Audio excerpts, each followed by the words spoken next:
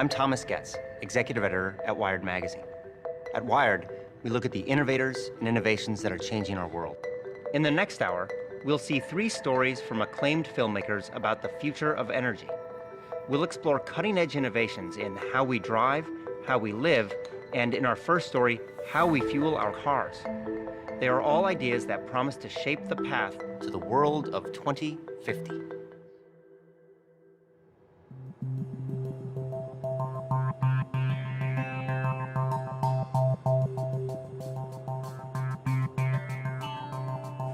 The world has right now close to 1 billion cars, and we might double the number of cars on the planet by 2050. So if we double the number of vehicles, we really increase the amount of fuel they consume, and that's going to have a big, big footprint in terms of our demand for resources to move all those vehicles around. We're pulling up carbon that's been stored underground and burning it in our automobiles and putting all that carbon dioxide into the atmosphere. If we don't reduce that, we could have changes in the climate that we could never recover from. There's a number of forecasts for what type of transportation economy we could move into. One vision is that we will use more and more liquid fuels.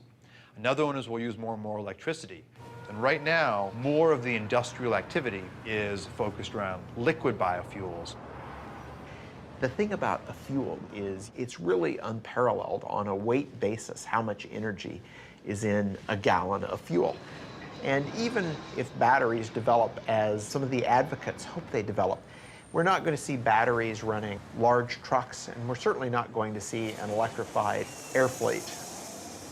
We're going to need transportation fuels for those that will directly replace the petroleum-based fuels that we're using today.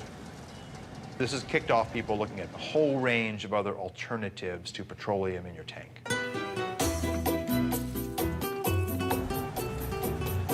Commercial production of ethanol as fuel started in Brazil in 1975.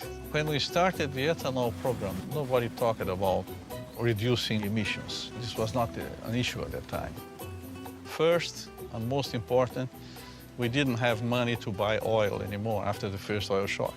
We were importers of oil. And today, more than 50% of all cars use ethanol instead of gasoline. Brazil made a very conscious choice to try to find a way to reduce their fossil fuel dependence, and they didn't have to look very far because Brazil's climate is ideal for growing sugarcane. When you have sugarcane plantation, you have only 2 things to make, sugar and ethanol. My family has been in sugarcane business since 1955. And about 30 years ago, I thought there is opportunity to make more ethanol. And now we are producing 120,000 cubic meters of ethanol. Brazil today has very close to 400 sugar mills. The overall sales is 30 billion US dollars, and this number is increasing. If you look at how they make ethanol and how efficient the process is, it's really a model for all of us. They grind the plant up, extract the sugar from the cane. The sugar goes into these large fermentation tanks, which combines sugars together with yeast that naturally produces ethanol. They use the rest of the plant to generate heat to distill the ethanol and turn it into fuel. They also use that heat to generate electricity renewably, not putting excess carbon dioxide in the atmosphere. Brazil has gotten to a point today where they're using about 40% less petroleum than they would be otherwise.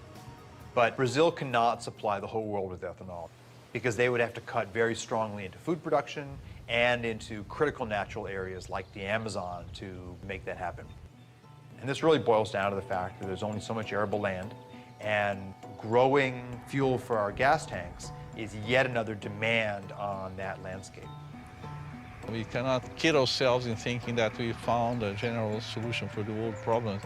I think we will have to face the world in this way today. We have no oil in very large quantities anymore. We have no coal transformed in a clean way. In the meantime, we have to do the best we can. And the best at the moment is that they can do biofuels. Sugarcane to ethanol is an incredibly efficient process. You get out about 7 times the energy you put into growing the sugarcane. In the US, when we produce ethanol from corn, for every unit of input of energy, we get about the same amount of energy out. So we're really not gaining anything. We need a better process. We don't have to take what nature's given us. We can actually engineer plants and yeast to be more efficient, and that's the basis for a lot of the work that we're doing now. What we need to look at, though, is which of the pathways that come out of this are not only good financially, but those that are also good in sustainability. And this equation is really wide open right now. We are in a race to develop fuels. The race isn't with other countries, the race is against time.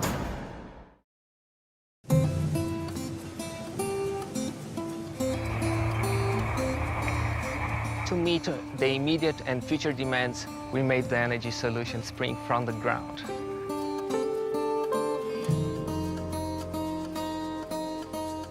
Brazil is the most efficient ethanol-producing country in the world. Sugarcane alcohol from Brazil can reduce the total carbon footprint by up to 70% compared with the gasoline.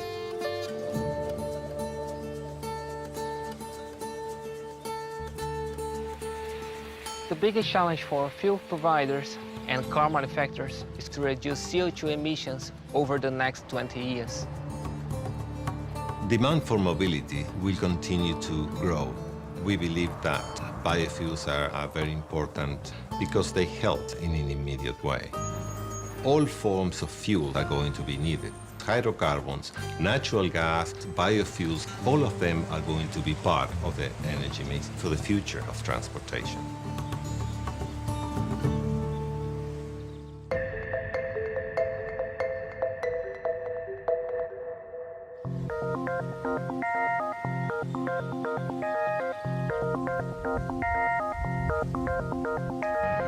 Brazil has been very successful at taking a resource they had and finding the process to make that into ethanol. And people call those first-generation biofuels.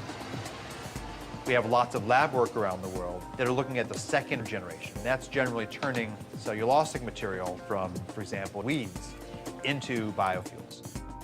And the United States is very much at the forefront of the innovation part of the equation.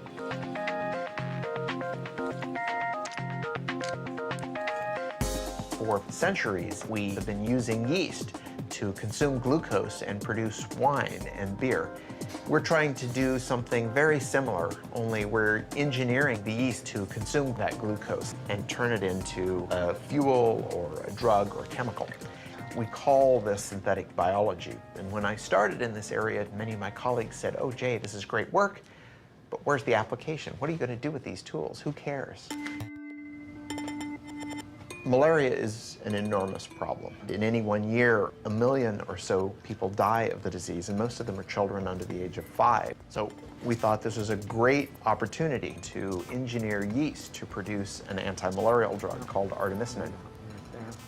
This drug is derived from plants right now, but it's too expensive for people in the developing world. So my laboratory engineered yeast to produce small quantities of artemisinin. Now that process is being scaled up and we'll have this drug on the market shortly, but at a substantially reduced cost.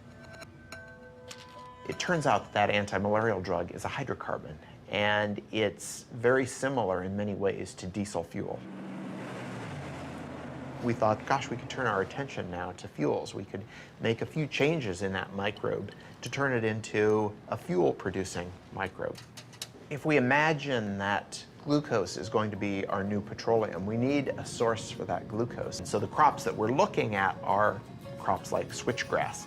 This is a native grass that grows without a lot of water and on marginal lands, but we could turn into energy farms.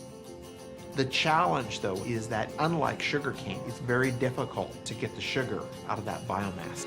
So we use what we call a pretreatment process to extract the glucose from the plant, and then we feed that glucose to a yeast that we've engineered to produce hydrocarbons. And that yeast takes in the sugar, and it changes its composition and gives us this high-energy molecule. They float to the top, you skim them off, you put them in your tank.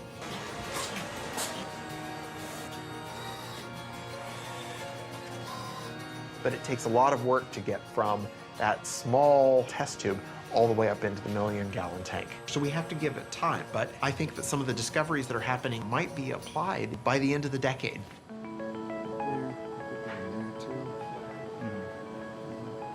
In terms of a sustainable equation for the planet, the role of biofuels is quite tricky.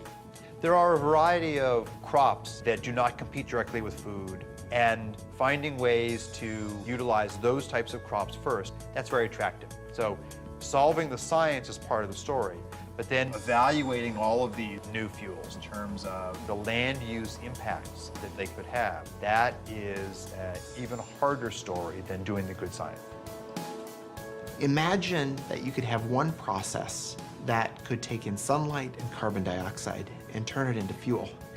And imagine if that didn't involve growing anything at all. The synthetic biologists are trying to take plants and make them do things that they wouldn't normally do. On the other hand, materials chemists like myself want to do artificial photosynthesis to improve on the process that nature does in real photosynthesis.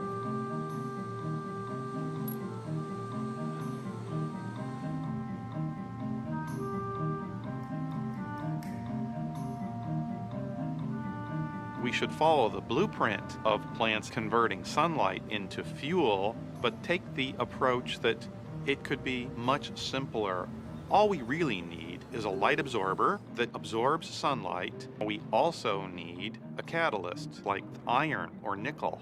So when you see the hydrogen coming off of the photoactive material, that's an example of a semiconductor breaking the chemical bonds of water to make hydrogen and oxygen. Ultimately, our pieces are going to be contained in something that is easy to roll out like bubble wrap, where in would come sunlight and water. You would vent the oxygen to the air, but the bottom would wick out your liquid or gaseous fuel that then you could collect and use for our cars and planes and storage.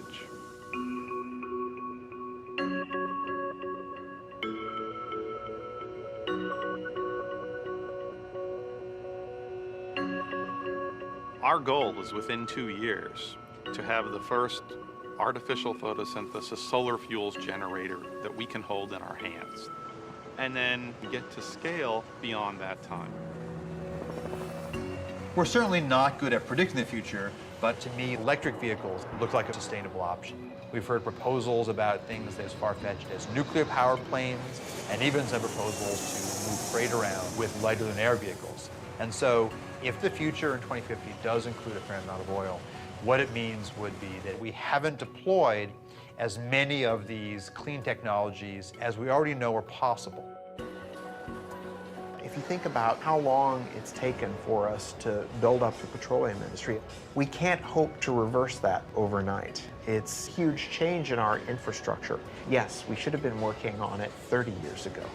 We didn't. We're trying to make up for that, and that means basic research needs to be done now and by as many people as possible. We have a long way to go, but I'm confident that we'll get there.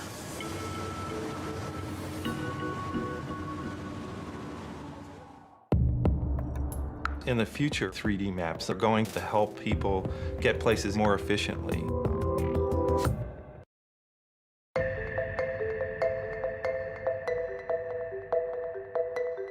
As we just saw, the race to produce cleaner energy is charging ahead. In the meantime, demand for cars continues to climb. By 2050, it's predicted there'll be 2 billion cars on the planet, and fuel consumption will have tripled. To keep pace, we'll have to radically change the way we drive. Here's our next story, Driven by Design.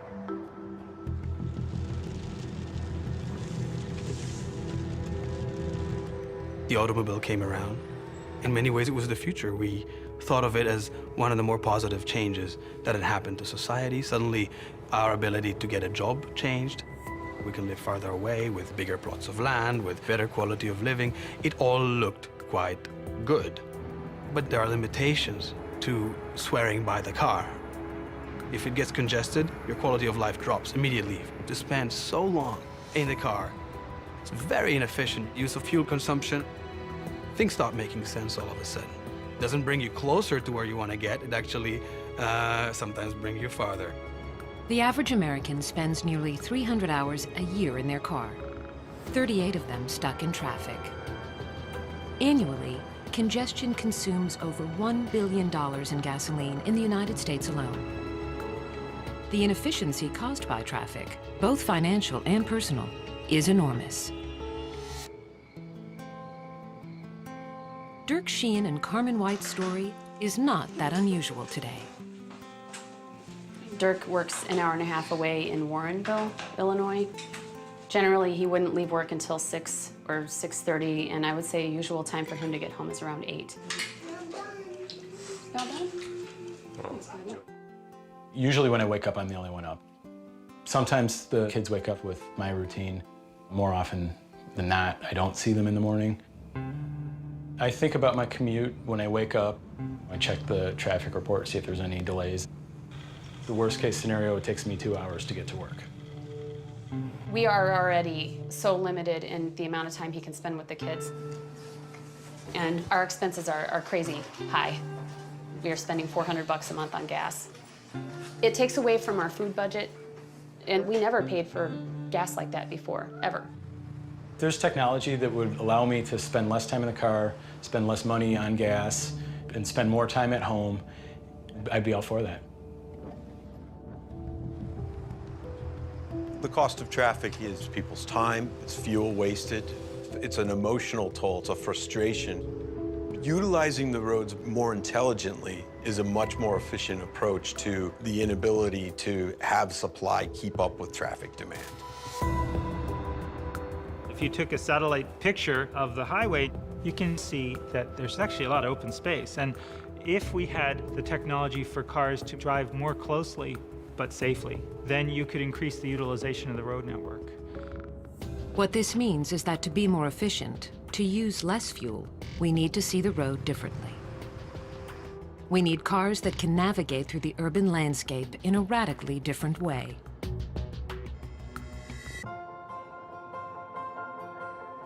Maps in the future are going to be able to help people get places either more safely or more efficiently. Today, it just helps you get from point A to point B. But what if I want to get someplace and use the least amount of fuel possible? Or if I've got a hybrid vehicle, I want to make sure I've got plenty of charge, not only get there, but to get back home.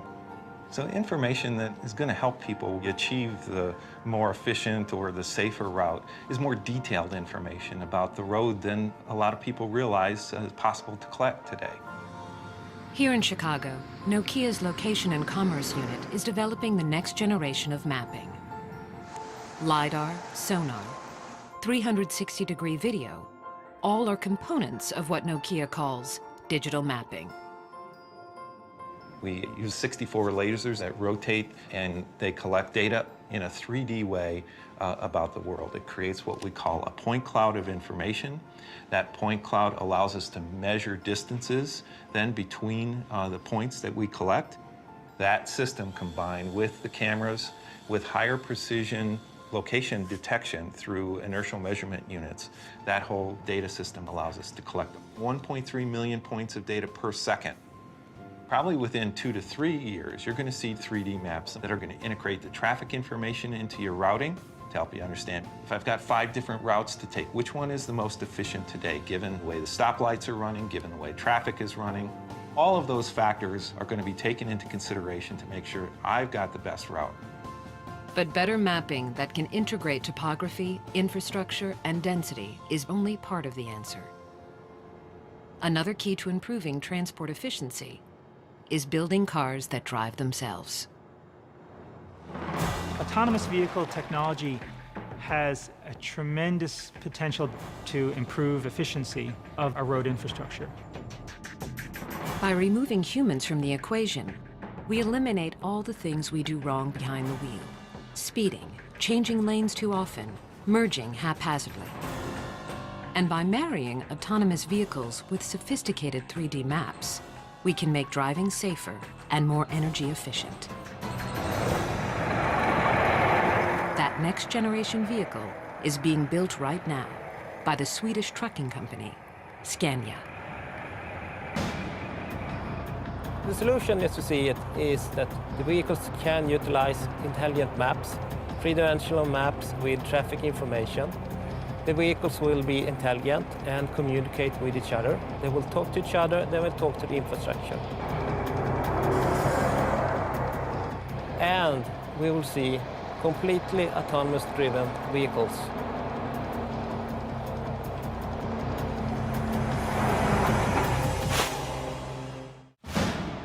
The goal was to have multiple robots and see if they could go 60 miles fully autonomously.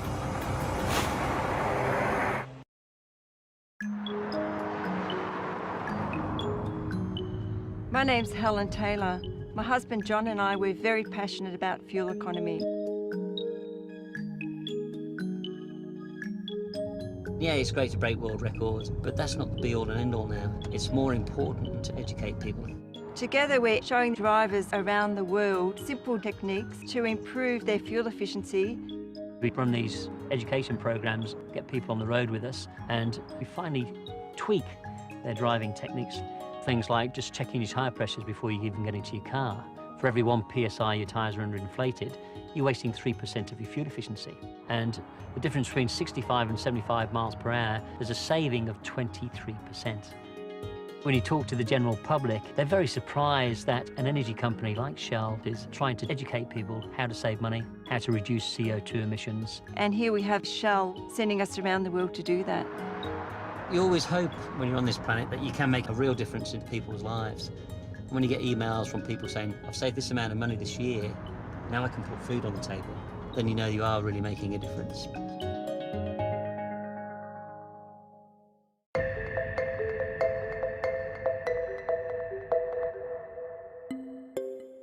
By displaying traffic density in the urban infrastructure in a revolutionary way, 3D digital maps will help create a more fuel-efficient future. But these technologies are limited by the drivers who sit behind the wheel. Some believe that for cars and trucks to be truly energy efficient, they will need to drive themselves. The technology is coming into play through sensors and capabilities for cars to drive autonomously. In 2007, the United States Department of Defense held a competition to see if a completely autonomous, self-driving vehicle was possible. DARPA stands for the Defense Advanced Research Projects Agency. They held a competition to develop self-driving robots that could drive themselves in traffic. The goal was to have multiple robots, turn them loose on a course, and see if they could go 60 miles in 6 hours fully autonomously. Driving may be one of the most complex things we do every day. Drivers make dozens of decisions at any given moment. One study found that drivers were exposed to over 1,300 items of information per minute. We make so many decisions when we're driving without even thinking about it. So in creating our vehicle, a great component of the enterprise was developing software to handle lots of sensors, feeding lots of data, and generating a bunch of potential paths that the vehicle might follow. And even though the robot doesn't have the ability to predict the future, by using this fast random path generation, the robot could anticipate a potential accident and choose a path to avoid it, because it's always thinking about what things could the car do next. No one expects millions of cars driving themselves anytime soon. But there is a place where self-navigating technologies are being optimized to create the vehicle of the future. We are on the Scania test track outside Stockholm, where we have basically, it looks like a highway, but it's a separate test track where we conduct our own experiments. Scania, the Swedish trucking company, has recently begun testing its next generation of long-haul truck. Utilizing radar, sonar, and intelligent mapping, they've been able to drastically reduce fuel consumption. We have this example with platooning, where we make use of the reduction in air resistance or air drag that you get from driving close to each other with heavy-duty vehicles. And in order to control this, you need to know where the other vehicles are, where their position, their velocity, their actions in the near future. And to be very close to the vehicle ahead of you requires that you have very accurate control. If you look at robotics broadly, there's a wonderful set of research on people looking at schooling of fish and trying to develop the ability for robots to work together like that. So there are wonderful examples from nature of how cooperation can lead to more efficient resource utilization. You can see it when people are competing in Tour de France. They platoon to reduce air drag. They are not bicycling behind each other that close because it's fun or because they are racing. It is because they are reducing air drag, sitting behind the man who is leading. A truck traveling 55 miles per hour expends half its energy just to move the air around it. At 65 miles per hour, that number jumps to almost 2/3. Even if platooning can reduce the energy used by 10%, the savings would be substantial. If a vehicle in front of another vehicle wants to brake, it immediately sends out the brake message to the other vehicles. So they actually brake at the same time. The way we do this is we have an automated system. So now, for instance, if I take my feet off the acceleration pedal and turn the system on, the velocity is automatically governed by getting information from the vehicle ahead through its wireless system. We want these vehicles to maintain a short relative distance. So through this system, we can reduce the fuel consumption by utilizing the air drag reduction by 10%. And 10% would mean he will be able to save approximately 8,000 euros per single heavy-duty vehicle per year.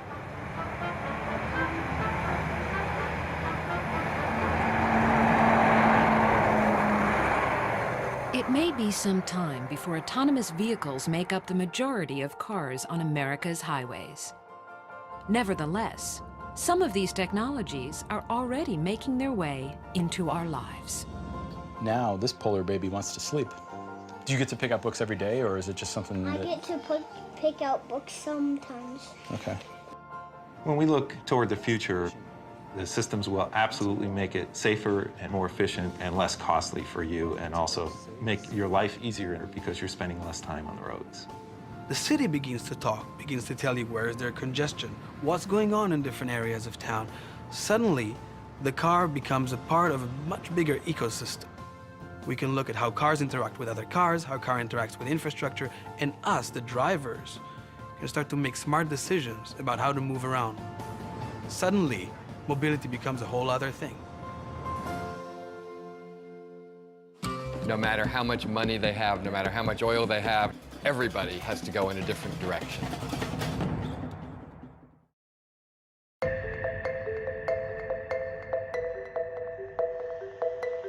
We've seen that changing the way we drive can improve transportation efficiencies. But what if we change the way we build and live in our cities? That's the subject of our next story, Searching for Utopia.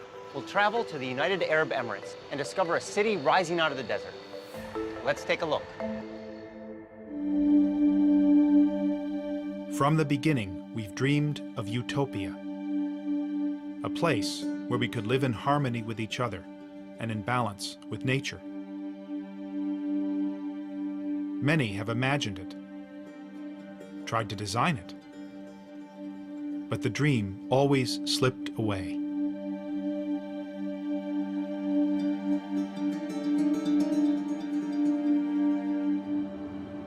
Then I heard they were building a new city called Masdar, near Abu Dhabi, in the Arabian desert.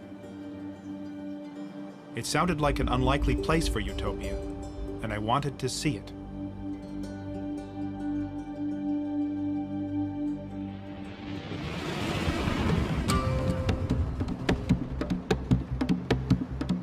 The last half century has been a pretty bad time for the making of cities, mostly. The natural tendency has been to accommodate to the automobile more than anything else. Try walking around Abu Dhabi. It's impossible. You have to take a car everywhere. Dubai, the same thing. They are among the least pedestrian-friendly places in the world. They are not green by any other measure either. And these are not easy things to fix. Masdar is still under construction, and it doesn't look like much from the highway. But they claim it's going to redefine the way cities are designed, built, and powered.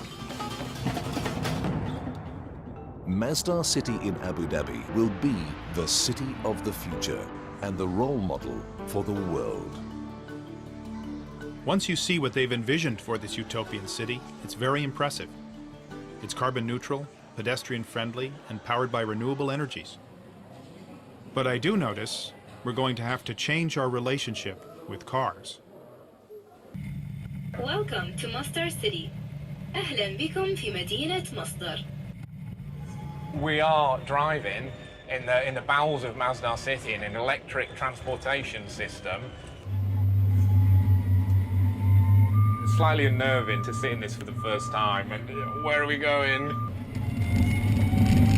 The first big move the architects at Foster and Partners made was to put all transportation underneath the city, leaving the streets of Masdar totally free of cars. The place reminded me of a medieval city, and actually, many design elements are adapted from ancient Arabic towns and villages. It's all about looking back into history to move forward. There's some very, very simple ideas that have a huge impact. This is a pedestrian zone, there's no cars here. This has enabled us to push our streets together to take the advantage of the shade, channel the cooling breezes through. The whole scale here is based on the human being, it's not based on the motor car. As soon as you lift up the pedestrian plane by 7 meters, you've suddenly captured this breeze. What you can see here in the balcony is we've got a modern interpretation of an ancient Arabic screen. What we must avoid is direct sunlight hitting any piece of glass. As soon as the sun hits the glass, the heat's transferred into the building and we have to use more energy to cool it down. Can this really make all that much of a difference? Yeah, absolutely. For example, downtown Abu Dhabi, 60-meter wide streets, black asphalt, mirrored, reflective buildings, no relief from the sun. On a day in September, the air temperature in both places was 39 degrees. In Abu Dhabi, the temperature measured at the asphalt was 57 degrees. In Masdar, the temperature measured on the ground is 33 degrees, so we've actually lowered the air temperature. We're trying to do as much as possible with as little as possible. These simple design moves cut air conditioning needs by 60%. But this place is also technically very sophisticated. The roof panels not only provide shade, they also generate electricity. And the walls themselves are made of glass-reinforced concrete, literally sand taken from the desert. Everything here is geared towards maximizing energy efficiency. Masdar does represent a whole different value system. It represents an acknowledgement that eventually everybody has to go in a different kind of direction, no matter how much money they have, no matter how much oil they have, no matter anything else. All of the cities here in this part of the world have come out of nowhere. There was nothing here not so long ago, except small settlements in the desert. And then all of this oil and all of this money, and suddenly, wham, these cities started popping up. But they sprung up in a false love of a Western model that was already out of date. The model of the late 20th century automobile-based, energy-hogging city.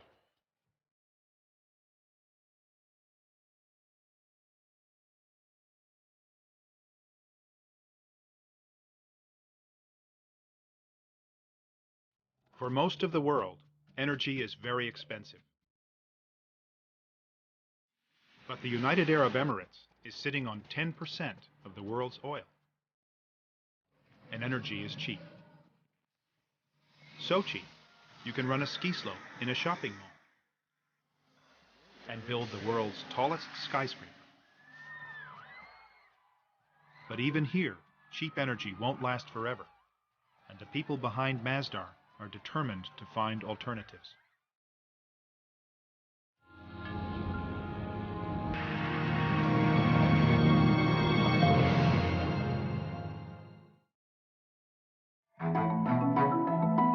One of the most crucial aspects of our energy modeling and scenario quantification is how much energy in total is the world going to use in 2050.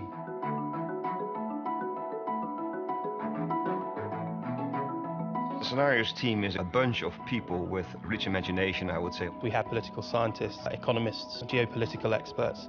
Really, we try to simplify the complexity all around us. We in the Scenarios team are currently putting a lot of attention into cities and city development.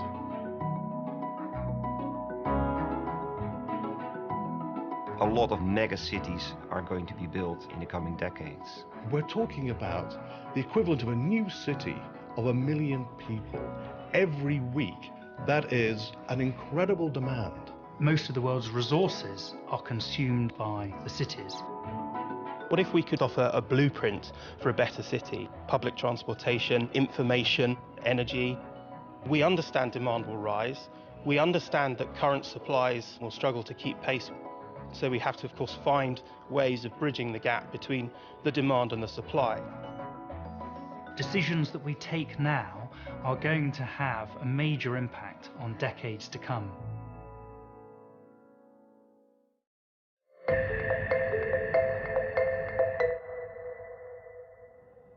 There's enough oil under these sands to last 150 years. But fundamental to the Masdar ideal is getting energy from renewable sources, from geothermal and wind, and most of all, from a source they have in abundance in the desert, the sun.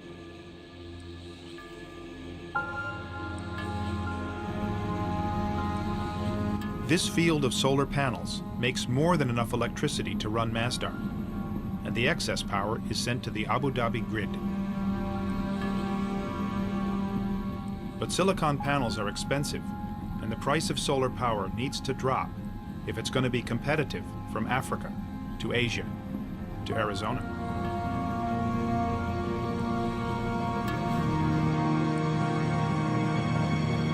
In the future, Masdar hopes to get energy from this prototype called the solar beam down.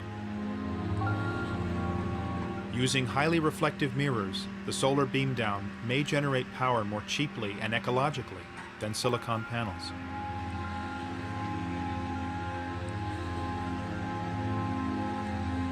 The mirrors bounce the sun's rays up to the tower and then down to a point. Reaching a temperature of 600 degrees, steam can be generated to run turbines to make electricity. There's just one problem. Neither of these solar technologies work at night. So Masdar needs to draw power from the grid when the sun goes down. And that power comes from natural gas. The reality is, it's just not yet possible to power Masdar entirely without fossil fuels.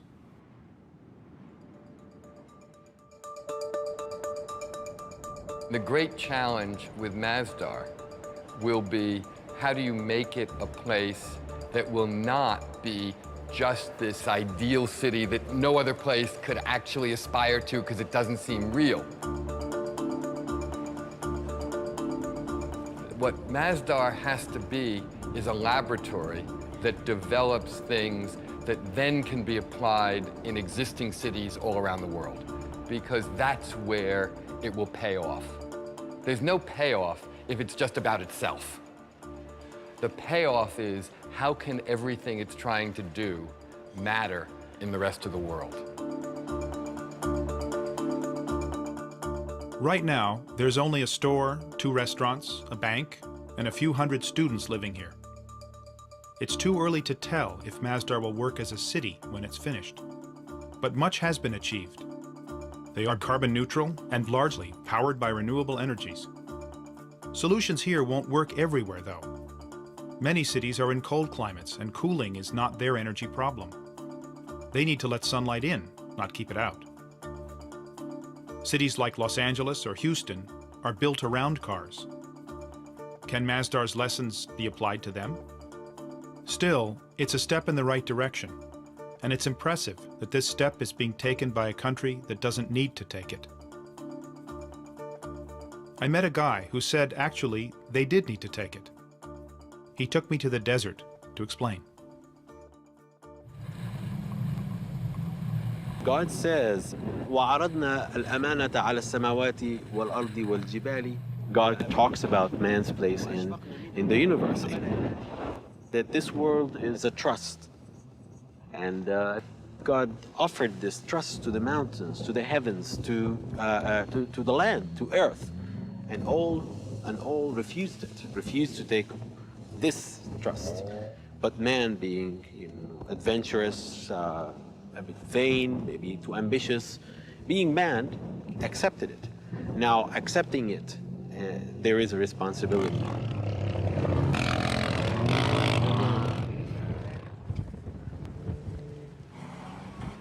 Taking responsibility isn't always easy. Utopia may be unattainable, but we must reach for it. And Masdar does give us a clue to what cities will be like in the future. They may not look quite like Masdar, but they will be shaped by the same concerns, by energy, where it comes from, and how it's used. The way we've been building cities lately is unsustainable. We can't go on building them that way. But to say that we can't build cities the way we have been building them doesn't mean we can't build cities in the future. In fact, we have to build cities. Cities are the essential statement of human civilization. So we will continue to make them. But we have to make them in a different way.